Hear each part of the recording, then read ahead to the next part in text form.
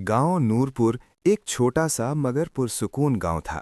यहाँ के लोग सादा जिंदगी गुजारने वाले, मेहनती और एक दूसरे के दुख दर्द में शरीक होने वाले थे।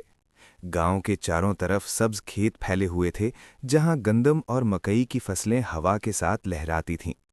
सुबह के वक्त जब सूरज की रोशनी खेतों पर पड़ती तो यूं लगता जैसे जमीन पर सुनहरी चादर बिछ गई हो।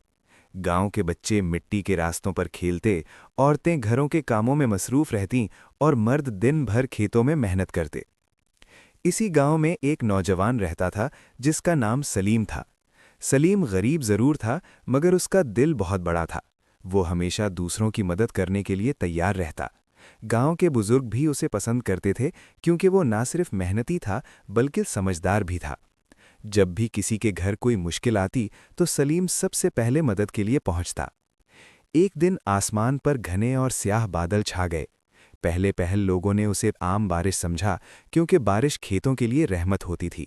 मगर इस दिन बादल कुछ ज्यादा ही बोझल लग रहे थे। शाम होते होते बारिश तेज हो गई और आसमान जोर जोर से गरजने लगा। रात के वक्त बारिश तूफान की सूरत इख्तियार कर गई। तेज हवाएं चलने लगीं और बिजली की कड़क पूरे इलाके को हिला रही थी। गांव के बुजुर्गों ने दरिया की तरफ देखा तो उनके चेहरों पर फिक्र की लकीरें नमूदार हो गईं। दरिया का पानी खतरनाक हद तक बढ़ चुका था। आधी रात के करीब अचानक शोर मच गया। पानी आ गया! दरिया का पानी गांव में दाखिल हो रहा है। लोग घबराकर घरों से बाहर निकल आए। कुछ ही लम्हों में पानी गलियों में भरने लगा। कच्चे घरों की दीवारें पानी के जोर से लरजने लगीं। औरतें बच्चों को सीने से लगाए रोती हुई इधर उधर भाग रही थीं। मर्द अपने मवेशी खोलने और सामान बचाने की कोशिश कर रहे थे, मगर सैलाब का पानी बहुत तेज था। देखते ही देखते पानी घुटनों तक पहुंच गया। सलीम भी शोर सुनकर बाहर निकला। उसने हालात देखे तो फौरन समझ गया कि अगर सब लोग इसी तरह घबराहट में रहे तो बहुत बड़ा नुकसान हो जाएगा। उसने फौरन चंद नौजवानों को आवाज दी, हमें सब लोगों को ऊंची जगह पर ले जाना होगा, वरना पानी सब कुछ बहा ले जाएगा। चंद नौजवान उसके साथ हो गए। उन्होंने मशलें और लालटेनें उठाईं और गलियों में जा जाकर लोगों को जगाने लगे। जल्दी निकलो, टीले की तरफ चलो। सलीम एक एक घर के दरवाजे पर दस्तक देता। कभी किसी बूढ़े को सहारा देकर ले जाता, कभी किसी बच्चे को उठा लेता। बारिश मुसलसल बरस रही थी और पानी तेजी से बढ़ रहा था, मगर सलीम हिम्मत नहीं हार रहा था। एक जगह एक बूढ़ी औरत अपने टूटते हुए घर के अंदर फंसी हुई थी। दीवारें गिरने के करीब थीं। सलीम ने खतरा मोल लेकर अंदर छलांग लगाई और बूढ़ी औरत को सहारा देकर बाहर ले आया।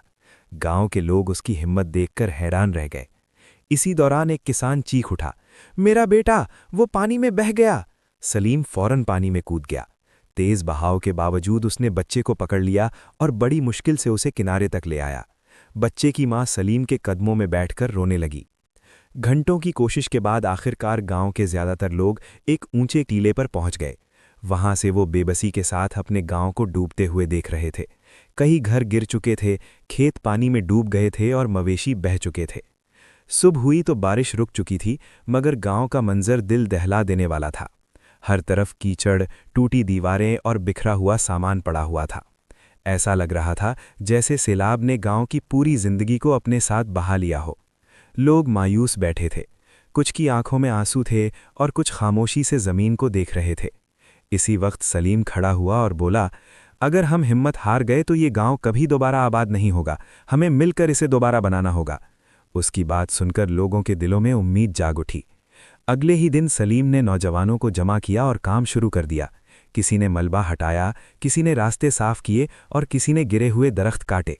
सलीम खुद सबसे ज्यादा मेहनत करता। सुबह से शाम तक वो लोगों के साथ लगा रहता। वो करीबी कस्बे गया और वहां से इमदाद लाने की कोशिश की। उसने हुक्काम को गांव की तबाही के बारे में बताया। कुछ ही दिनों में इमदादी सामान पहुंचना शुरू हो गया। सलीम ने गांव वालों के साथ मिलकर नए घर बनाने शुरू किए। उसने सबको एक दूसरे की मदद करने का हौसला दिया। कोई ईंटें उठाता, कोई लकड़ियां जमा करता और औरतें सबके लिए खाना तैयार करती। चंद महीनों की मेहनत के बाद गांव आहिस्ता आहिस्ता दोबारा आबाद होने लगा। नए घर बन गए, खेत दोबारा तैयार होने लगे और बच्चों की हंसी एक बार फिर गलियों में सुनाई देने लगी। लोग जब भी इस तबाहकुन सैलाब को याद करते तो सलीम की बहादुरी और मेहनत को कभी नहीं भूलते।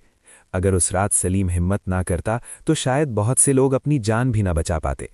गांव के बुजुर्ग अक्सर कहते थे कि सैलाब ने अगरचे नूरपुर को तबाह कर दिया था, मगर उसने एक सच्चे इंसान की अजमत को भी जाहिर कर दिया था।